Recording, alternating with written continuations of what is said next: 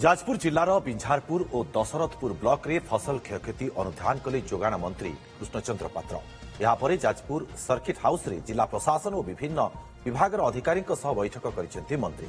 क्षतिग्रस्त चाषी को निर्दिष्ट समय उपयुक्त सरकारी सहायता मिलवा लगी सरकार प्रस्तुत थिबा से कहते। सेपटे बीजेडी विधायिका प्रमिला मल्लिक बिंझारपुर अंचलर मृत चाषी मणिराम महांती परिवार को क्षतिपूरण देवाकू जिलापाल निकट में दावी कर विभिन्न ब्लॉक रे कृषक मान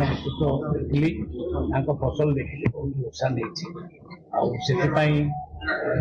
माननीय मुख्यमंत्री बहुत चिंतित अच्छा सांगे सांगे पठे मंत्री मान फिल्ड इन्वेस्टिगेशन करने आज देखला रिव्यू मीटिंग भी कलु सब कृषक जमी जार क्षति समस्त केमती से रिपोर्ट भितर काढ़ा समस्त केमती पैसा पाइबे तार व्यवस्था करा भी कृषक जमी हैरान हेबे ना सब बिलर से खर्च करते चाष लगे बर्तमान घरे खाइबा को नहीं जे सरकार तरफ पुओ को चाकरी दि जाऊ लोन सुझा 30 लाख टंका दि जाऊ समस्त सरकारी योजना रे समस्त सहायता दि जाऊ।